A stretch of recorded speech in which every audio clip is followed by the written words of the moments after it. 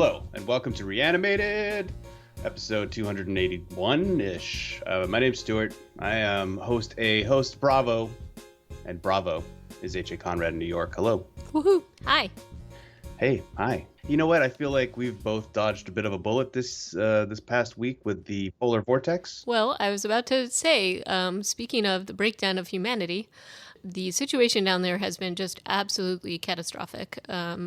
And they now do have water back and power back, but the water is undrinkable and smells pretty bad because it hasn't been treated. So all of this is because the power grid in Texas is on its own, and they want to, they don't want people to mess with them. And it's been interesting to watch sort of the spin, because it seems like a lot of the politicians in Texas tried to blame the wind turbines. And here's the thing, is that they dealt with some, like a deep freeze, like a very similar storm to this, not quite as catastrophic, obviously, but they did deal with some stuff where they had power grid issues several years ago and made a commitment to supposedly fix it, but they didn't. They have never weatherized their wind turbines, but that actually wasn't the issue. The issue was that the grid just couldn't pull power from anywhere else, and it just broke down because it had just, it couldn't deal with the freezing temperatures, and specifically the gas lines could not deal with those temperatures. So it really just that many people without water, without heat. And,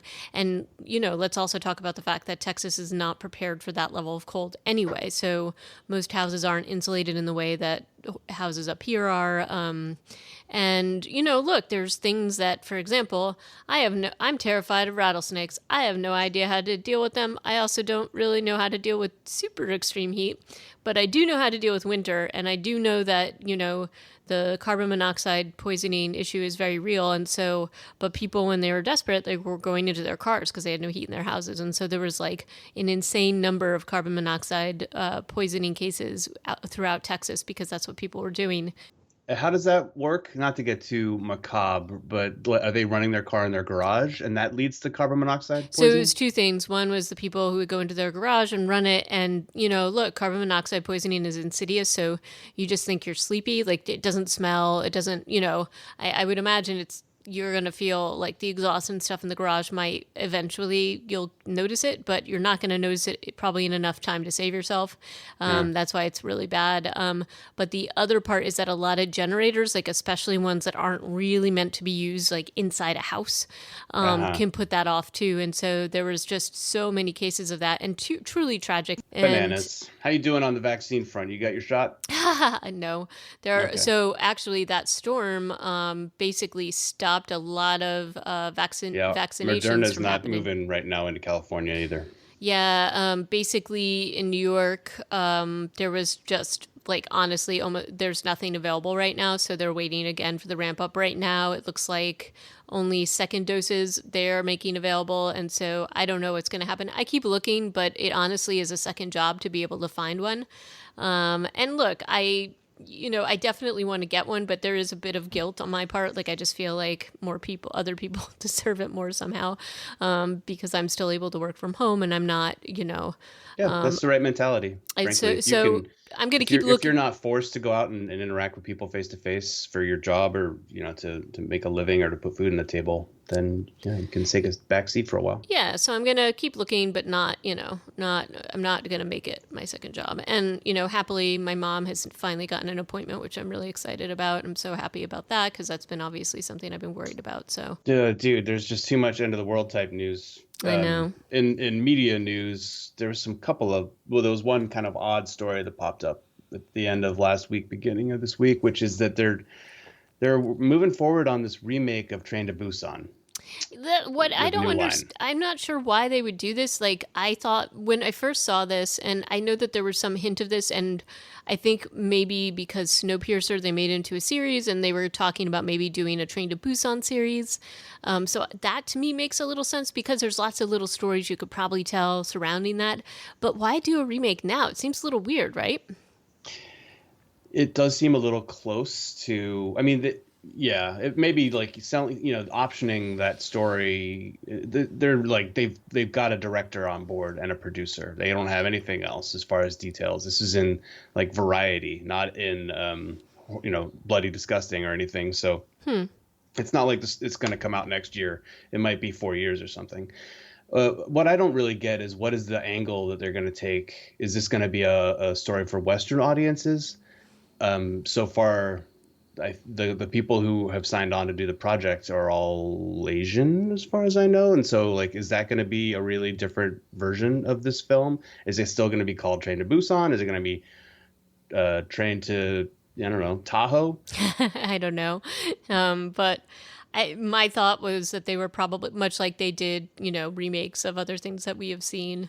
That's what I thought was that they're going to probably make it specifically for like American audiences, or That makes sense to me, American or European or whatever. But like, I think it has to be a geographical reinterpretation because the first one was pretty damn good. I don't see a need to yeah, remake it agreed. already. You know. Agreed. And, for me, I just thought that the setting was so incredible that I just don't know how you can top that really. Hmm. But I guess we'll see. Look, I'm fine with that. I just want to see that director. I want to see him get the credit he deserves, and hopefully he's making some coin on that so he can do other cool stuff. But let's give it, see what happens with it. And then you found this other trailer for a Canadian film, I think, right? Yep, Brain Freeze? yep. Every time I think we've probably plumbed the extent of Yeah. the Quebecois obsession with zombie film. Another one shows up. So here's another French language Canadian zombie movie. This one's called Brain Freeze, and it's being billed as a zomcom rather. Yeah, yeah.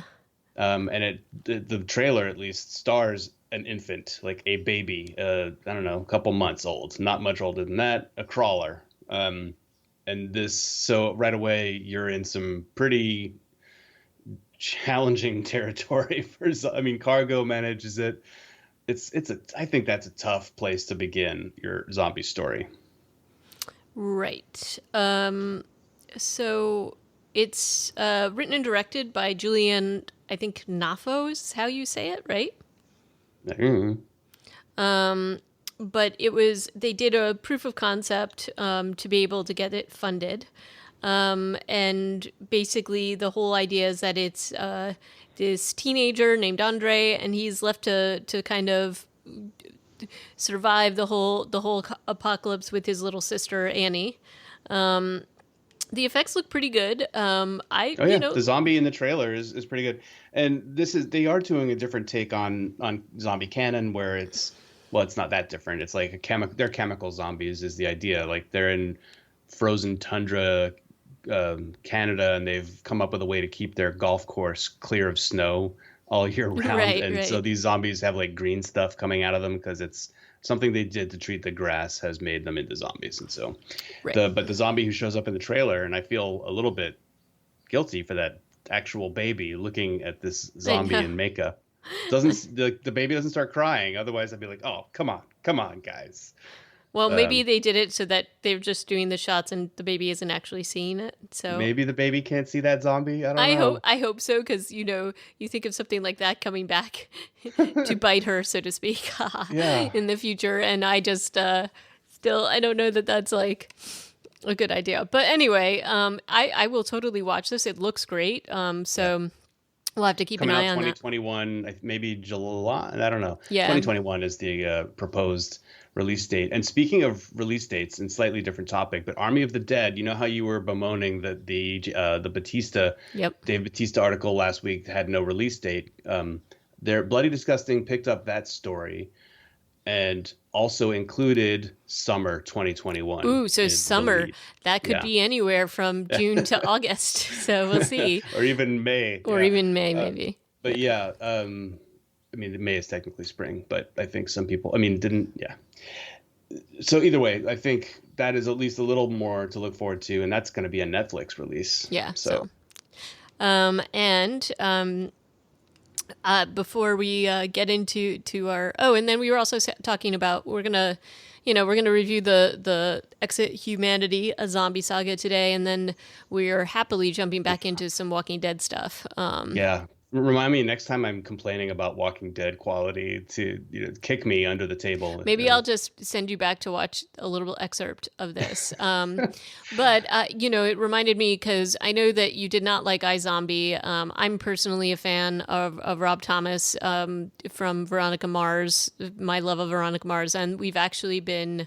This is something we've been rewatching as we have new stuff that we watch, but we also have series that we really loved, and these are more shows that we'll put on because we've seen them before, and so they're kind of like they're in the background or whatever, more something that you can expect and you kind of know what's going to happen in them so that, for some reason, I find that a little less stressful sometimes in this particular world that we're in right now.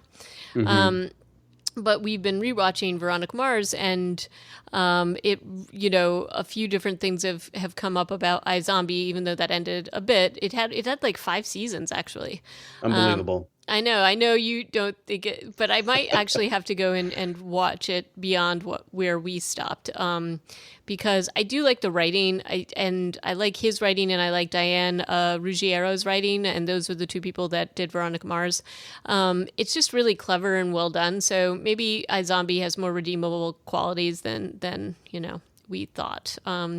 But maybe it doesn't, and it's really terrible. In any case, that's In the depths of this winter of my zombie content discontent, you make a good argument, and so it might mean that I have to go back and take another look at it too. well, what I was thinking while rewatching Veronica Mars is that there's definitely like the way that they shot this, and granted, this was like a CW show. It was like a UPN, then CW show maybe, and it got canceled kind of suddenly and to the disgust of really avid fans, including myself, because I think there's definitely some melodramatic things, and it's supposed to be like film noir, like that's the whole idea. It's supposed to be like the hard-boiled detective thing, but sort of through the lens of a teenage person.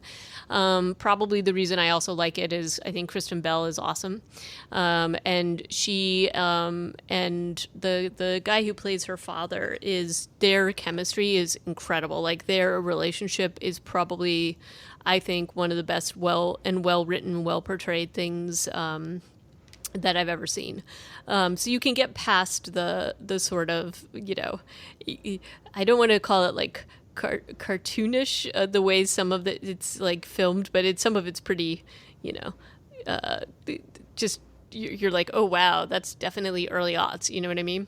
Yeah. It's Enrico Colantoni, who I'm thinking of, who you've probably seen Hmm. like in a ton of stuff. But the writing is so good that you're like, oh, this is really good writing, and you don't always see it as well portrayed, and the storytelling is really well done.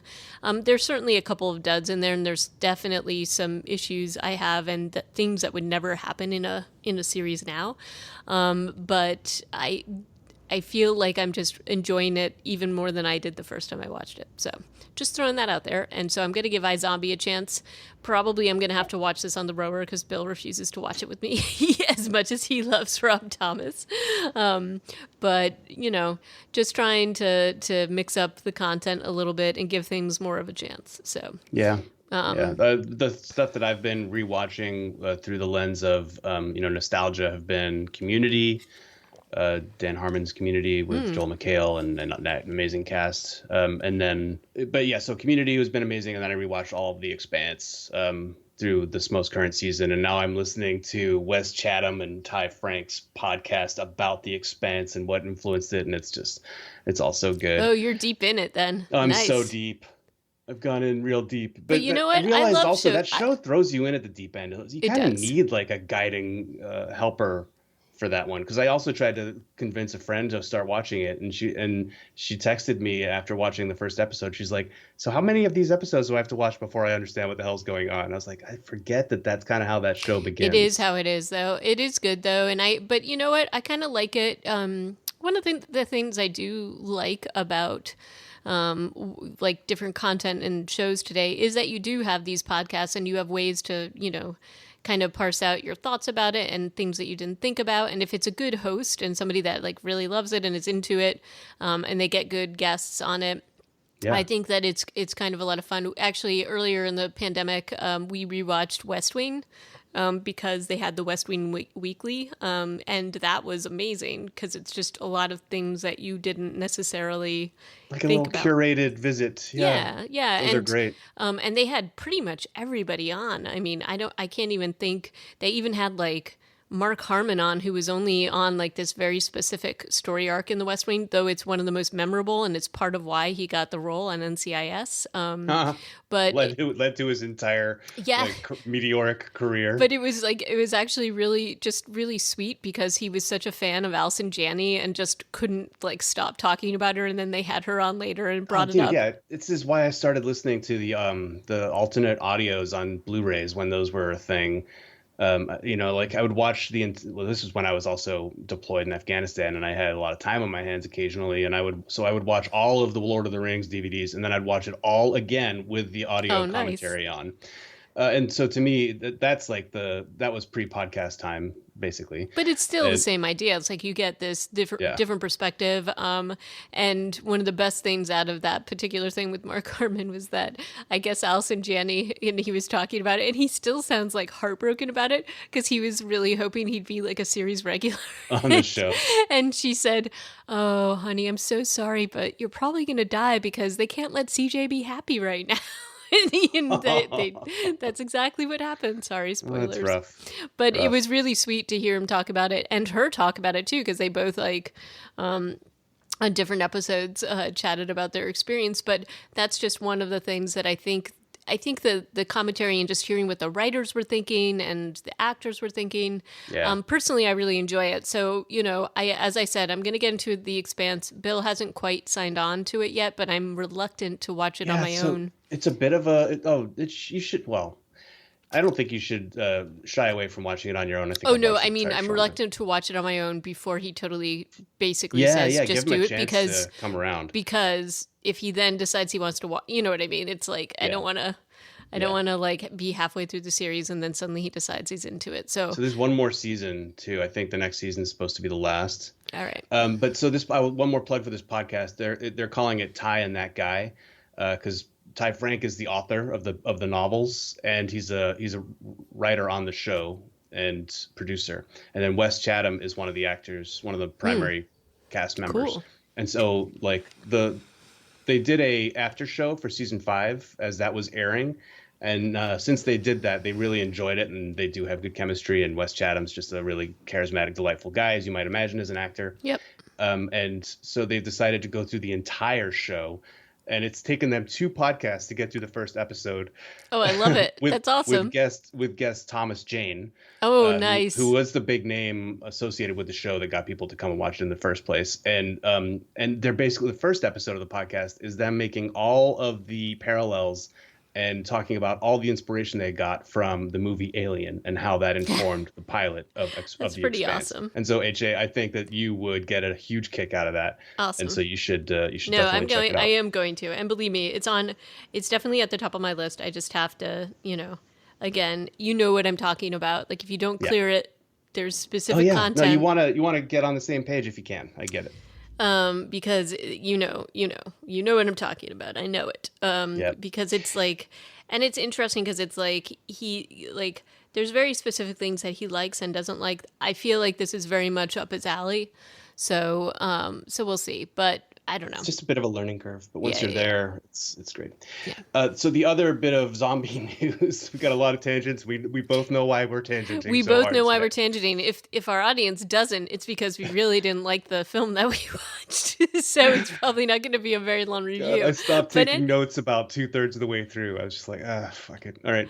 But the last piece of zombie news is Walking Dead is projected to put out 40 episodes in 2021. They might sometimes be on the same night, but spells good news for us because it means that we won't have to be scraping the bottom of the barrel for things like Exit Humanity, which I don't know why I thought this was going to be okay, but there were 1 or 2 decent audience reviews.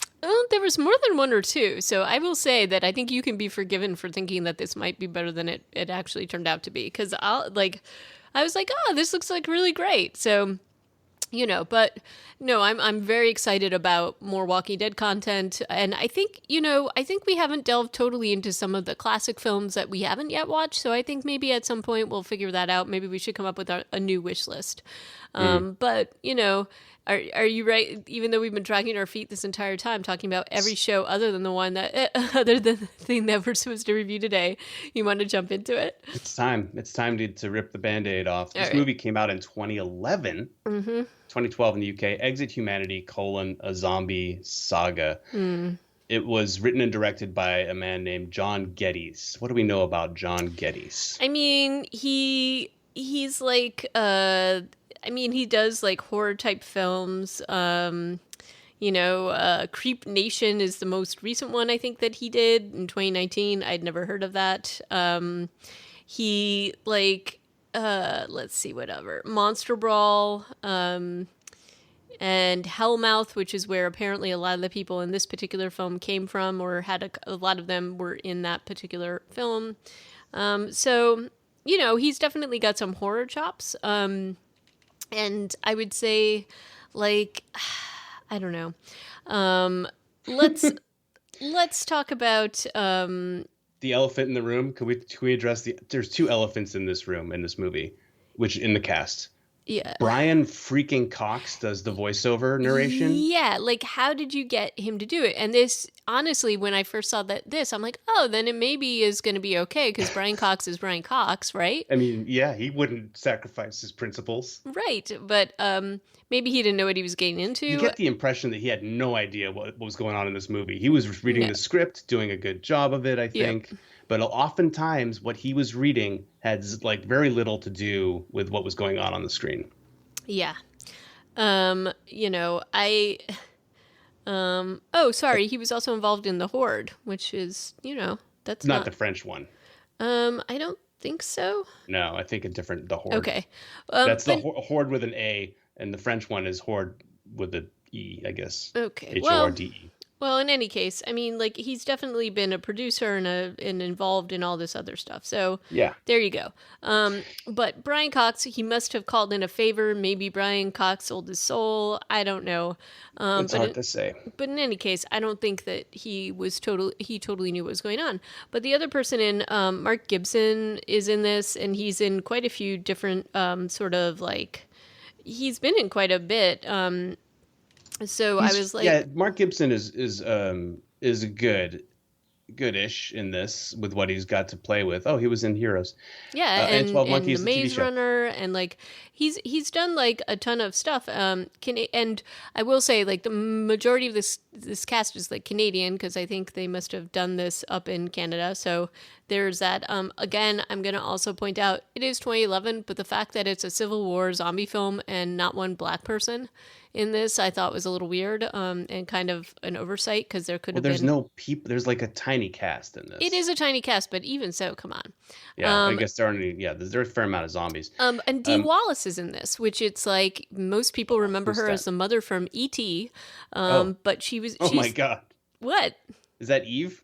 Yeah, Yeah, yeah. crazy. All right, she was not the other big elephant in the room. To me, the biggest other elephant, other than Brian Cox, is Stephen McHattie Oh well, from yeah, of course. Pontypool, the DJ from Pontypool, I like a was movie that saving we I was talked about saving for best for hours. last Okay, because, but Dee Wallace, like, I mean, come on. She was in The Frighteners, she was in The Howling, she was in Cujo. She has really true horror like chops. So if you see her name on something, you're like, "Oh, this must be like a valid thing." And as you said, the icing on the cake, or at least as far as I was concerned, was our favorite, Mr. McHattie. I yeah. mean, he's just amazing. Pontypool, amongst many other things, he's just wonderful. So that was kind of, I mean, they put together a pretty solid cast overall, right? Somewhat, I guess. I will say that this film, it was clear throughout this film, to me at least, that whoever was in running the show, and I guess that was John Geddes, had a vision of what they wanted.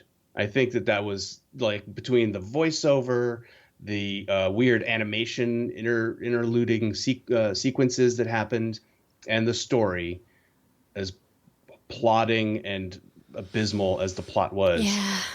they had a vision. It just was a bad one, but Yeah. it was consistent. It was a consistent vision. I will say that from a cinematography point of view and a narration point of view.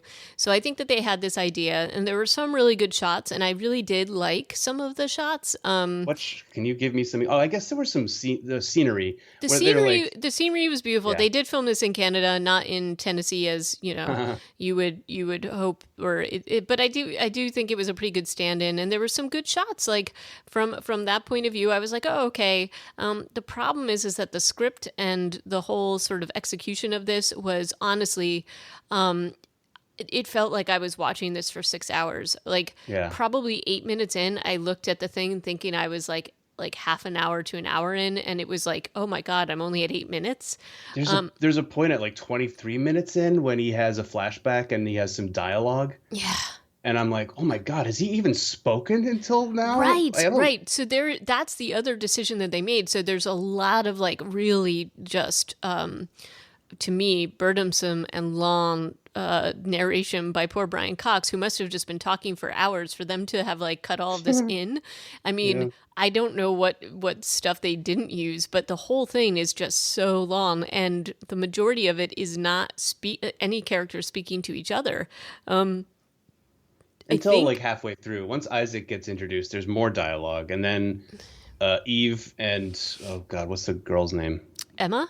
Emma. Yeah. Yeah. Once they're all and one kind of once they're all a little unit, there is more, but it's also a lot of them still just it's like Brian Cox is reading this guy's journal entries. Yeah, and that's all. Um, And that's and all, folks. I mean, it's really bad. but it's also, so much of this to me, like the storytelling of this could have been done in a montage in the beginning if that's what you were going to do. So how this was framed in terms of what my mind was like when they said it was like a Civil War zombie film, I had somehow like visions of different like different factions of the different armies having to band together and take out the undead or something like that. Like this didn't. I had no idea that this was what we were in for when I started it, and I guess that just shows like what people what your expectations can be watching like a horror film like this. And so when it just kept going with this sort of like just I can only call it like a plodding long pace of like showing. It almost felt like you were watching like frame by frame, like as you were reading a comic book. And they also had like some animation thrown in there too. Yeah. Which honestly I thought was because they couldn't like, especially initially I was like, oh, this is an interesting idea to show some different transitions and to show some transitions of time. The fact is though is that they used it way too much, and Yeah. it didn't really it didn't do anything new or didn't show anything new in the plot line. It didn't push the story forward. It was just like all this extra stuff. It's like, hey, my buddy's an animator, I'm gonna throw this in because it looks cool. And Mm-hmm. honestly, it did look pretty cool. It just didn't do anything different with the story that could, that we weren't already seeing. And I felt like this whole thing could have been chopped down so much and would have been a lot more successful. The fact that you have this character, and granted, I have to say, like, this guy that plays Edward Young, who's the main character, man, what like how hard must that have been, since so much of his like think of all the scenes he has where he's just like doing action shots Screaming. screaming all alone. The only thing he has to act against in a couple of scenes, he must have been super psyched to have some zombies in there, because like he's just alone for so much of this film. There was just it just seemed so like long and The first burdensome. 20 minutes of him like trying to figure out where his family is. I mean, although it starts with him like having just killed his wife. I'm glad we didn't have to watch that because that would have Right, added another 30 minutes to the movie. right. But the first 20 minutes or so is him trying to find his son Ham. It's his name's actually Adam, but when he's running through the forest, he sounds like he's yelling Ham It over and did over sound like he again. was yelling ham. I thought the same thing, and I had I'm to like, oh, actually. is it? Where's Ham? Find Yeah, Ham. Must find Ham. I'm like, why is he calling him Ham? But and I will say, like the kid who plays his son and the makeup on him was pretty good. I liked that Yeah. whole like moment was good. But it's one moment, and there's just the other part of this that was just really tough to deal with is that so much of it was in the dark, and as we know, so many films do this to try to kind of hide the fact that they don't have the best zombie makeup or whatever it might be. It's just to kind of gloss over certain things. Maybe it was also to gloss over that they were filming in the same locations over and over and over again, which is Yeah, totally a lot of the possible. shacks that they come across are Yeah, very similar I looking. think that they were probably all the same shack, honestly, just a different corner of the shack. So, I think that there were things that they were doing here. And again, I have no issue if you've got a budget, like a small budget for a film, I'm cool with you doing these things to try to, like, maximize what you've got. But in this case, again, there wasn't anything new that they did with this. And in fact, it was just sort of like, oh, how did this even? I don't know. For me, it was like, how did it even come to fruition? Like, Yeah, I don't know. Like, and given the cast, and there are some pretty big names in here from a horror perspective. Like, how did they get to sign on? Were they like, that? Though I will say, like, Dee Wallace has, like, once they actually encounter her, that's like more of the speaking and interaction, I guess, than they have for most of the film. So I could see her being involved and not knowing what the rest of it was I mean, look like. at Stephen McHatty's role. He Yeah. has a couple of lines, but not many. And honestly, the direction that he's getting, I have to assume it's the direction and not his artistic choice to moan a lot every time he's in a Yeah. conversation He with somebody. moans quite a bit. It's very It's like strange. an odd amount of moaning. But also the scenes between him and this guy playing General Williams, and you already said his name, and I've already kind of forgotten it. Oh, Um, General Williams. Did I say his name? I don't know. yeah, he's one of the cast members. Bill Mosley. Oh, Maybe you okay. didn't. But then the scenes where General Williams is talking to Medic Gibson or whatever his name is, Mm-hmm. Medic Johnson. It's kind of it's pretty telling that they are not the same caliber of actor Oh, yeah, in that definitely. case, and because the General Williams guy never really nails anything until I think maybe the very final scene, and that's mostly because of the way they framed that shot. Not the final scene, but the shootout across the Well, river. That was just a beautiful location. in William Mosley's defense, I mean, he's mainly he's been in different films like The Devil's Rejects. He was in Chainsaw Massacre. He's not really generally doing like speaking ish roles. Like, he's kind of just this, you know, he's like a standard horror actor. So, but McCaddy, as we know, has some real chops. So I don't know, but yeah, I Yeah, agree but with you. They're there, they didn't. painful. Luckily, there weren't a lot of scenes with the two of them. But McCaddy should have been the general in this movie, if you ask me. Oh, I Like agree. he would have done a fantastic job in that role. And the medic could have been anybody because all he really does is moan and pretend to. I don't know, like if he's supposed to be on drugs or something. But that was, I think, an upset in casting, or maybe McCaddy wasn't available to be in that many scenes because he certainly isn't in. He's in like two or three. That was a bit of a disappointing, I guess, moment or two in the film was watching him kind of get misused. Uh, there's and then the guy who plays Isaac is this is about where I stopped really paying attention to the movie. Also, was when Isaac meets up with Edward.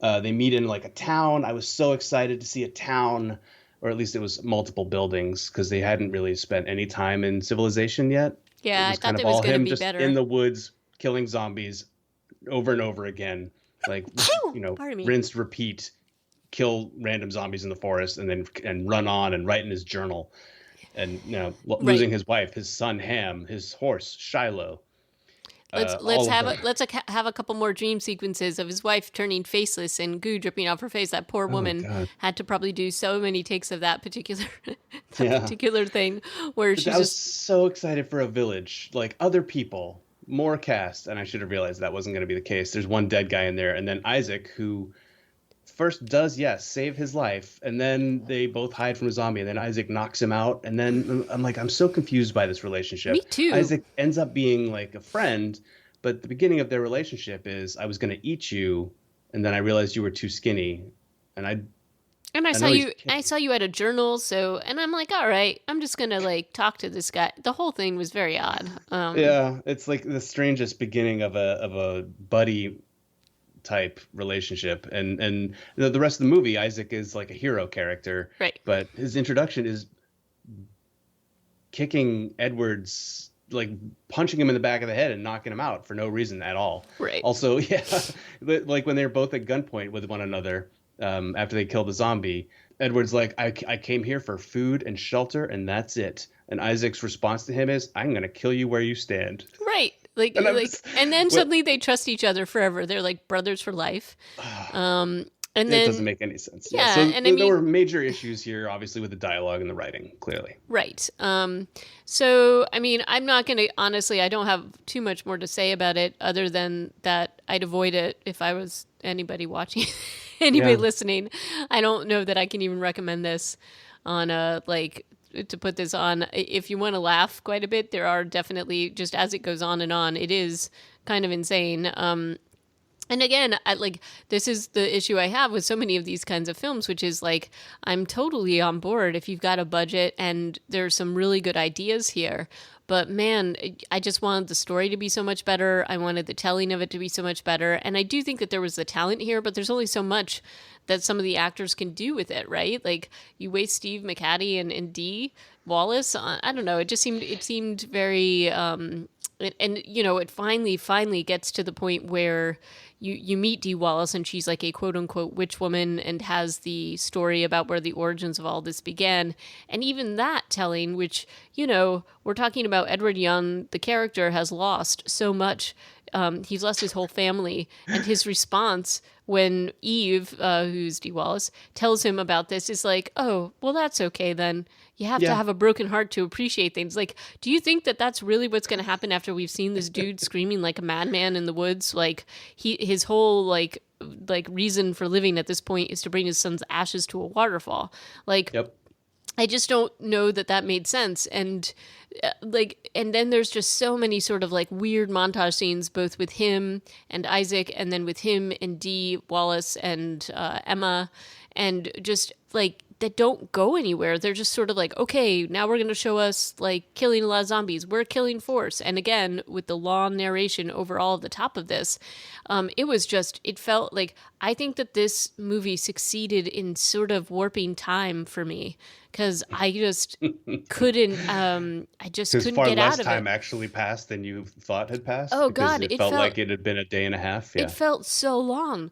I just, you know, it just was incredible to me. And again, like as I said, I don't want to be too down on anybody who's putting stuff out into the world because honestly, Yeah. that's a thing. I agree Could we with do it. better? Probably a lot worse, Yeah, frankly. agreed. But overall, that's my take on this is that, and actually, okay, the one other positive thing, I thought the soundtrack was kind of kicking. It was good. It was like very, you know, swelling. It had a little bit of a Last of the Mohicans feel to it here and there. They overdid it A a lot of lot. waterfalls, I guess. Yeah. They overdid it a lot, but you know, because they This just kept. movie also kind of attempted to take a page from Cold Mountain, Mm-hmm. which is one of the only films that in my life has you know, well, what's the word? The honor, I guess, the privilege of being a film that I finished watching and then started watching it immediately a second time Oh, because I really? thought it was so good. Oh, it is And good. that obviously borrows heavily from the Odyssey, and I think this movie is trying to create sort of a similar Yeah. epic journey type storyline that unfortunately gets bogged down like the Odyssey does at times in too many side plots and Yeah. side quests, but that aren't interesting enough to carry the film. Right. So, yeah, I mean, I gotta, yeah. So I'm done talking about it, Hmm. and I am very excited to talk about our next installment of Walking Dead universe. So you know that's where I'm at right now. Do you have anything else to add to this? No, I guess I am. Yeah, I'm sorry, AJ. This was No, my don't be call, sorry. I and thought we it are looked going to good get too. back on track next week because I think we're going to have some pretty uh, loaded scenes between Negan and Maggie coming I up, and think I'm so pretty too. So excited for I'm that. excited for that. So join us next time when we kick off. Are we doing just one episode or are we? I think that's all we'll Oh, have. So okay. So yes. we'll have the first episode of Walking Dead. And if you'd like to leave a note about this, if you did see this and have thoughts, feel free to leave us a note.